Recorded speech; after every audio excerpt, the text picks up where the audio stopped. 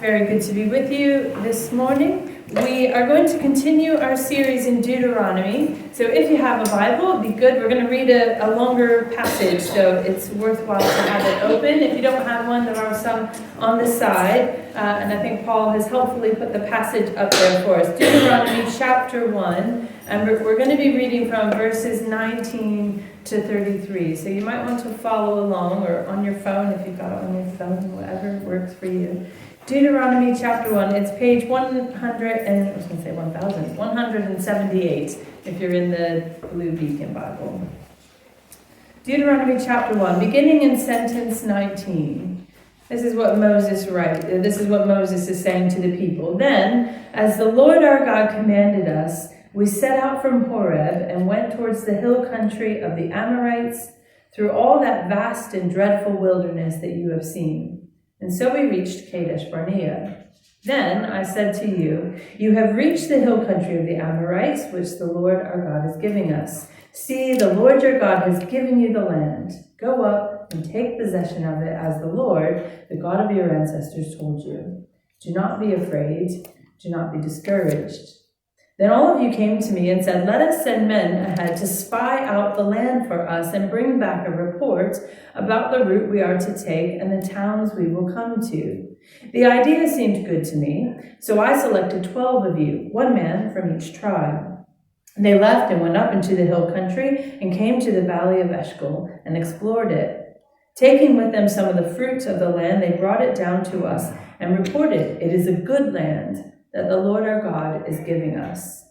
But you were unwilling to go up. You rebelled against the command of the Lord your God. You grumbled in your tents and said, the Lord hates us. So he brought us out of Egypt to deliver us into the hands of the Amorites to destroy us. Where can we go? Our brothers have made our hearts melt in fear. They say the people are stronger and taller than we are. The cities are large with walls up to the sky. We even saw the Anakites there. Then I said to you, do not be terrified. Do not be afraid of them. The Lord your God, who is going before you, will fight for you, as he did for you in Egypt, before your very eyes and in the wilderness. There you saw how the Lord your God carried you as a father carries his son all the way you went until you reached this place. In spite of this, you did not trust in the Lord your God, who went ahead of you on your journey, in fire by night and in a cloud by day, to search out places for you to camp and to show you the way you should go. So we have this story. It's a reminder perhaps of a familiar story. And just to remind you what's happening, in case you've forgotten, it's been a few weeks now since we began, the nation of Israel has gathered here. They're just outside the promised land after 40 years of wandering, 40 years of waiting to receive what God has promised. And so Moses is standing up. He's giving his last and final sermon before they go into the promised land without him. And he's in this story then, he's sort of, I don't know if this is helpful or not, but before they go in, he's reminding them, remember when we were here before. And remember when we came to this place. We've stood in this very place once before. And he's reminding them of what happened the last time they came to this space and how they agreed that they were going to send in the spies and the spies were going to search it out and the spies would come back and report. So he's reminding them of what happened. And he begins by reminding them of what God said that first time they came and what was still true in this moment. That God had promised them the land and that they were to go and take it. It wasn't an if you want to, if you feel like it. Do you notice it's a command there in verse 21? It says, the Lord your God has given you the land. That's a promise. That's a certainty. And then he says, go up and take possession of it. It's not a request. It's not if you feel brave today, it's go and take it because I've given it to you. You see, God had given the people a vision. He had given them a picture of the thing that they were meant to pursue, a life with him, trusting in him and being obedient to him. And what we learn about this God-given vision is it requires faith in the promise and it requires obedience in order to take possession of what's promised. That when God gives us a vision, when God gives us a thing to pursue, what's required of us is faith and obedience.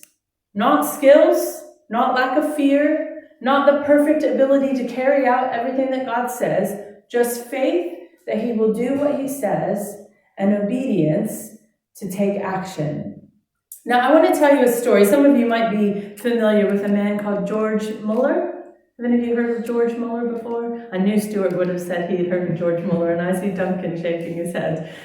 So George Muller was a German pastor. As a teenager, he lived a bit of a crazy life. He was known to be a gambler and a thief, and he went along to a Bible study, and he became a Christian, and he told his father that he was going to study to be a pastor, a preacher, and his Dad thought that was a better career option than gambling and thievery, and he was happy to hear that. And so George Muller studied to become a pastor, and eventually he decided he was going to come to England to be a missionary.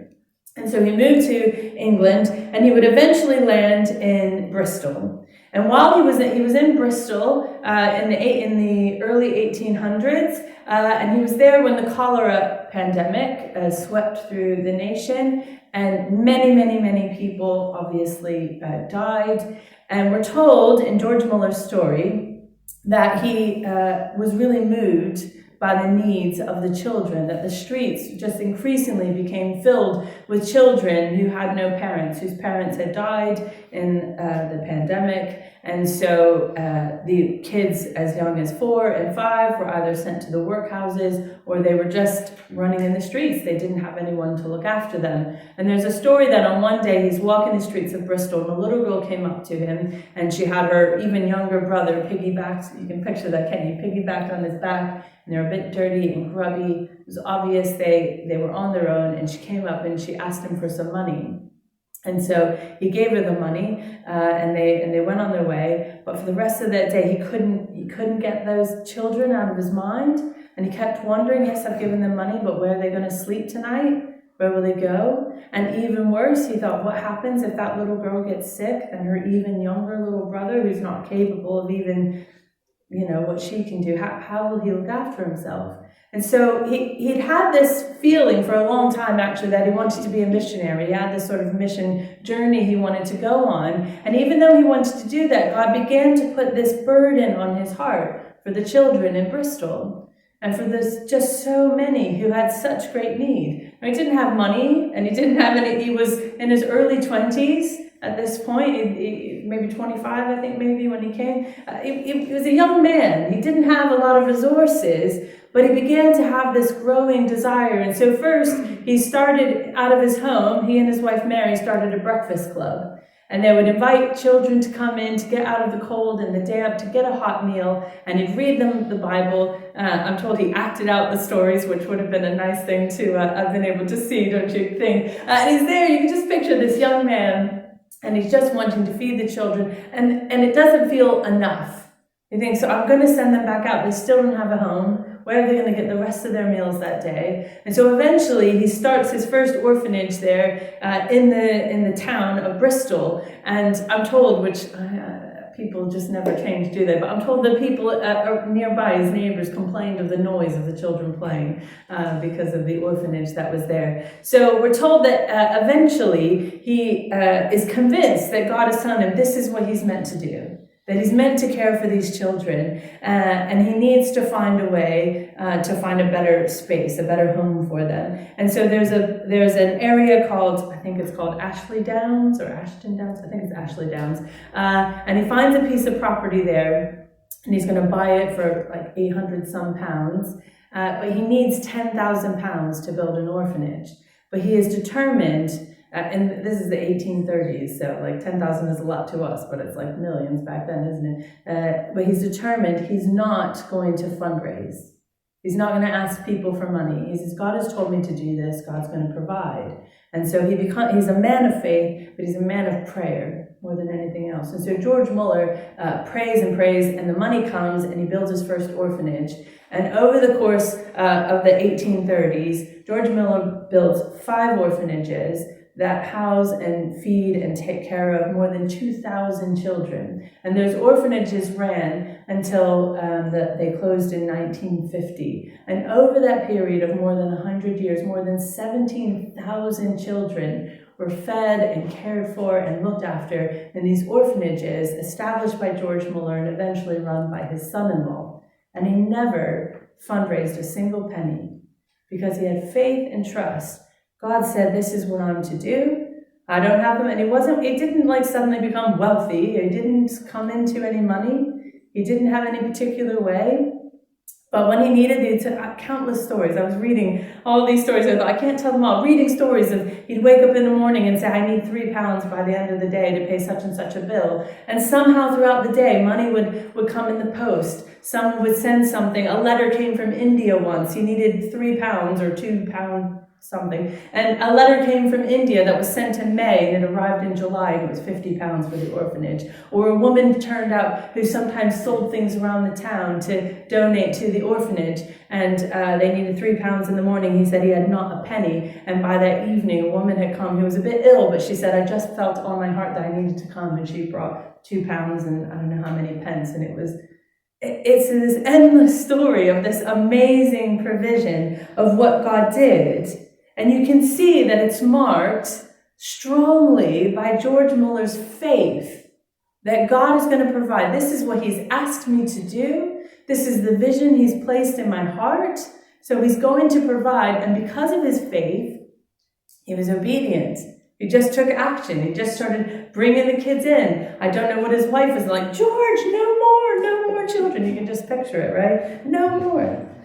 But he kept doing it because a God-given vision, in order for it to be fruitful, it has to be marked by faith and obedience. Now, what we see in the story of the nation of Israel is God gives them this vision, and then what he says to them is, do not be afraid and do not be discouraged. Now, these two words, they make perfect sense when you think about a vision. Just take a moment, think about your own life. When you think of a moment when God has asked you to do something, when you know he's put something on your heart for your family, for yourself, for your job, maybe in the church and ministry that you're meant to move forward. Can you think of a moment, maybe there's something even now that you have on your heart, something that, like George Muller, this thing, it wasn't what George Muller wanted to do. It might not even be what you want to do, but you have this sort of thing inside of you that says, I know that God has put this in me. And the two things that stop us often are fear and discouragement. Fear comes before we ever make a move at all. Fear is the thing that says, I don't have enough money, I don't have the skill set, I don't have the personality, I don't know how to do it, I've never done it before, what if it doesn't work, what if it fails? It's all those what ifs, I can't, I'll never. And so we never take a step, because it rocks our faith in God, and we begin to think it's up to me instead of up to God. And God says, don't be afraid. Don't allow yourself to lose faith and confidence in me in such a way that it prevents you from ever even taking the first step. Now, discouragement actually comes later on. Discouragement actually comes when you've made the effort to move forward. You've made the effort to be obedient. You've made the effort to take action. And it's hard work, and it takes longer. Maybe it's not as fruitful as you thought it would be. Maybe it doesn't look the way you thought it was going to look. I wonder if George Muller thought, all I need is £10,000, we'll build the first orphanage, and then it'll just... But it wasn't that way. It was like a daily thing. He continued. It never was like suddenly easy. When God gives us a vision, when he asks us to follow him, he doesn't say, the hard part is choosing to be obedient, and once you do it, it'll be easy after that. And we know that, don't we? It's just true about what life is. If I stood up here and said, follow Jesus and life is easy, you'd say, well, I know this sermon is fake. It's not real, because that's not what life is. God doesn't say it'll be easy. He says, just be obedient. So he says, don't be discouraged. When it feels hard to follow me, when it feels hard to keep being obedient, don't be discouraged. I often think, what would have happened if George Muller had been afraid or discouraged? What if what if he saw those two children, gave them a bit of his pocket money, went inside and thought, oh, such a shame. I wish somebody would do something. But I'm a 25-year-old man. What can I do? I don't have any money. I don't have any training. I've never looked after children. I'm sure the government has laws. I probably can't. You could imagine he'd have 100 reasons why he was not the person. I have a different vision. I'm supposed to be a missionary. I'm going to go to other countries and tell people about Jesus. And what if George Muller allowed himself to be afraid? There'd be 17,000 children who never had anyone to look after them and never heard the gospel about who Jesus is. Right? Or what if he was discouraged? What if after he built that first house, what if after that first orphanage in the city of Bristol and all the neighbors are complaining and he thinks, oh, they're just all making everyone angry, the neighbors are mad, I should just quit. I don't have 10,000 pounds, I can't buy a plot of land. But what if he bought the house and he set up the first orphanage, 300 kids there in that first orphanage, and then he thought, and it kept happening. I need 3 pounds today, and there's not a penny in the bank. I need 2 pounds and however many pence. I don't even know what that means. But it kept happening and kept happening. What if he said, God, I'm doing what you want, and it's not getting easy? What if he allowed himself to become discouraged? And so he stopped being obedient. You see, the reason why we tell stories like George Muller, some of us are thinking, it's amazing, isn't it? You think it's impossible. We love to hear these stories, these heroes who do these impossible things, cared for 2,000 children and never once asked anyone for any money, and he had none of his own. It feels impossible, and we say, gosh, that's amazing. I wish amazing things happened in my life. I wish God did impossible things in my life. Can I be really honest, and can I say something really uncomfortable? We don't see impossible things in our lives because we won't put ourselves in impossible situations. We long to see God move in amazing ways in our lives, in our families, in our friends, in our church. When I came to this church 5 years ago, I was told this was a church who had a vision to plant 20 congregations around this town. Do we allow ourselves to dream impossible things, or do we look at the scope of what we can accomplish?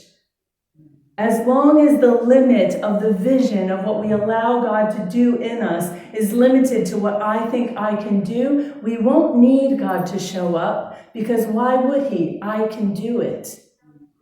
George Muller and people like this. I was reading about D.L. Moody. It was an evangelist in America who also spent some time with Charles Spurgeon here in the UK as well. And he saw impossible things, and he did work with children as well. And they saw these impossible things, but it's because they put themselves in impossible situations where there was no way that they could do it by themselves.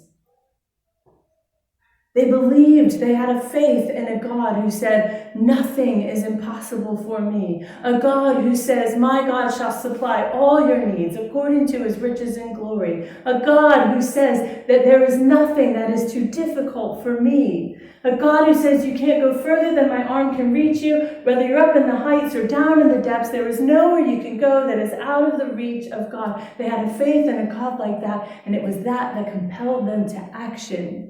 If you want to see God move in your life in powerful and somewhat impossible ways, then you've got to put yourself in the uncomfortable position of being in over your head and knowing there's no way you can do this by yourself.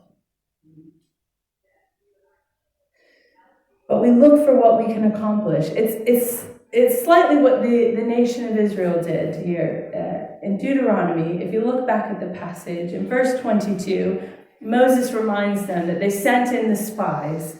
And the spies went in to scope out the land, and then they came back with a report. And we're told that Moses thought it was a good idea. There wasn't anything wrong that they wanted to go in and see. The problem with whether or not they were going in to see was not that they wanted to do their due diligence. The problem was, what question were they asking? Were they going to look to see, how can I obey? God said, go take possession of the land. That's what they said. Do you see this? Let us send men ahead to spy out the land for us and bring back a report about the route we are to take and the towns we will come to. What they said they were doing when they sent the spies is, we're just looking out, how can we obey?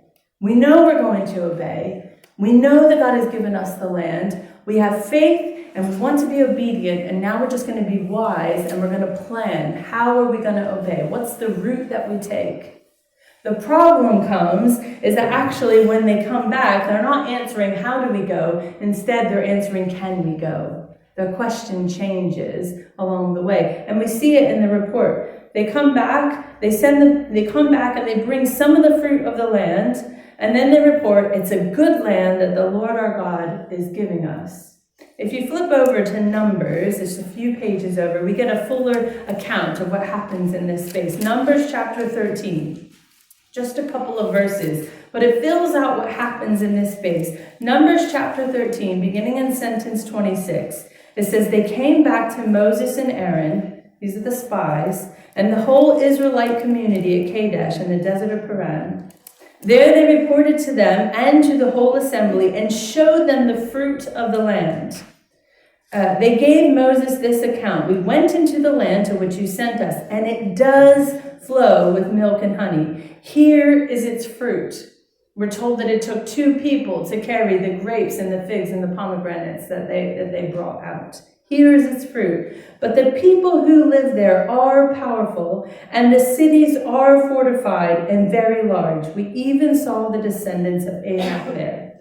It's a full and accurate report. I'm just looking here.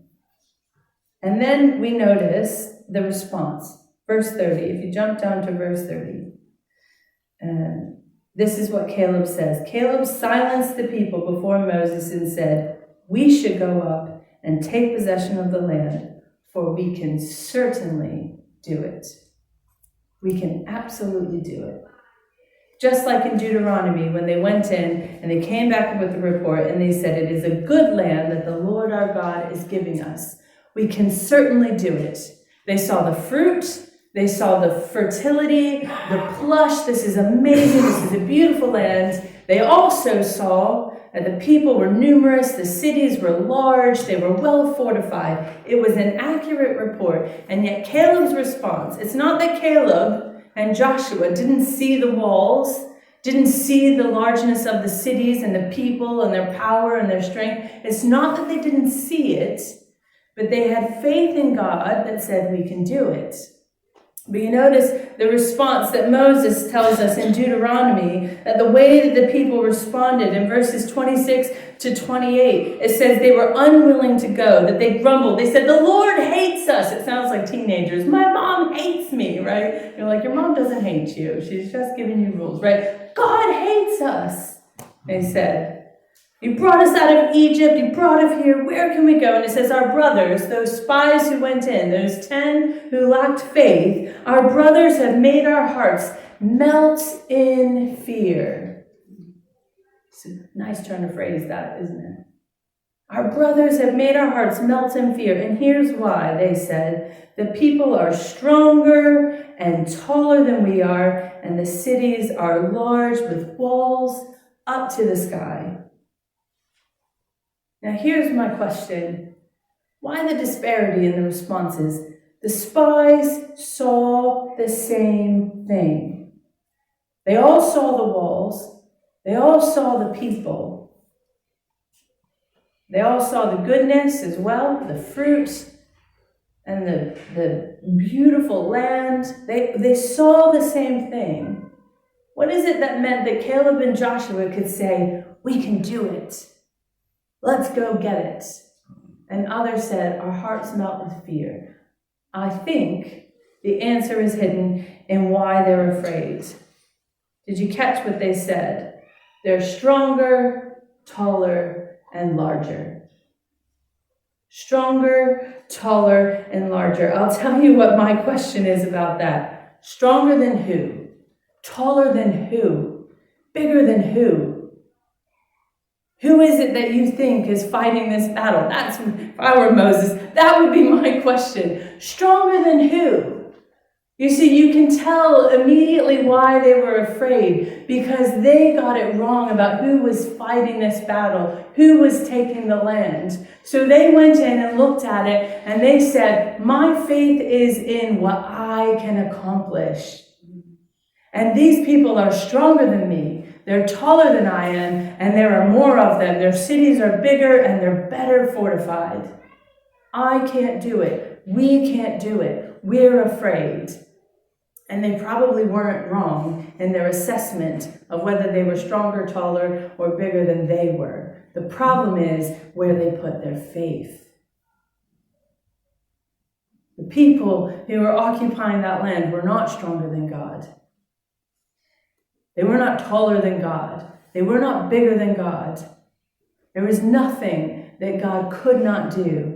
You see, the Israelites were not putting their faith in the God of George Muller or the God of Charles Spurgeon or the God of D.L. Moody. They weren't putting their faith in the God for whom nothing is impossible. The God who gave them an impossible vision and said, I will fight for you. I will go before you. And when it's too hard, I will carry you. It is God who does the work. He gives us the vision. He gives us the resource. And he just asks us to be trusting in him and then to be obedient, because he does the work. Stronger than who? Bigger than who? You can tell from the thing that they were afraid of. What is there to fear if God is the one who's fighting the battle? What is there to fear if God is the one who's going to accomplish the vision that he gives us? What is there to be afraid of if it's God who does the work? What is there? I take your silence as the answer. Nothing. Nothing. Nothing is impossible for God. And if God is the one who's doing the work, then there's nothing that is impossible for me. Not because I can do it, but because God does it, because he gives the vision. Where is our faith? And yet, in spite of all this, where their story ended, at least for the first 40 years, verse 32, in spite of this, you did not trust in the Lord your God. I want to note, I'm not going to read it again, but verse 29 to 30, Moses, God through Moses, he tries to encourage them, don't be terrified, don't be afraid, God's going to fight for you. God is not angry with them. They are not punished for being afraid. That's important. They're not punished for being afraid. They're punished for allowing their fear to stop them from trusting in God, and therefore their fear calls them to be disobedient. God does not punish us for being afraid of doing hard things. He's not angry with us when we find it difficult to follow him. He just asks us to trust him anyway, to recognize that he is bigger and taller and stronger, and nothing is too difficult for him. Trust him anyway. I wonder, what is it that God is calling you to do? Doesn't matter what season of life you're in. There isn't a season that's too busy. There isn't a season where I was with a group of pastors on Monday and Tuesday, and one of them is 3 years away from retirement. And he said he's wrestling with this. What do I do? And he said he felt like God was saying, I'm not retired. I need to be refired. God doesn't stop giving us a vision based on what our stage of life is. He doesn't stop calling us to live with purpose. What is it that God has been placing in your heart? What is that thing that God is stirring up? What is that thing that he's calling to you, saying, this is where I want you to give your life? Has he been placing something inside of you, and have you just been too afraid to take the first step? Have you looked around you and said, God, they're stronger than me, they're smarter than me, they've got more money than me, they're better than I am? Have you lacked confidence that if God gives you the vision, he's going to push it forward for you? Or is there something you are pursuing and you've allowed your heart to become discouraged? God's not angry. But he says, I'll carry you if I have to. I'm not leaving you in this alone. But what has he called you to? What about us as a church? What has he called us to? Are we still called to plant churches? Are we still called to see people come to know Jesus and share the gospel? Is that still who we are? Have we become discouraged? Have we allowed our hearts to become fearful? Have we said, God, we don't have enough.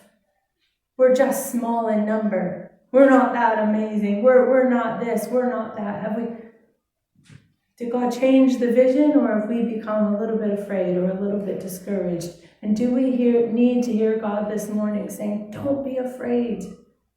Don't be terrified. I'm going ahead of you. I'm fighting for you. And if I have to, I will carry you.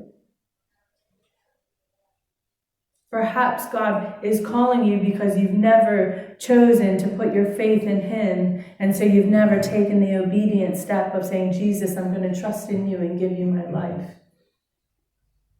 Perhaps you've heard it 100 times before and God has said, listen, you need to hear, I'm calling you by name. I sent my son to die on a cross for you. There is no one who is good enough to get themselves to heaven on their own accord. We all need forgiveness from a Savior. And you've heard it, and you've heard it, and you've heard it. And God says, it's time.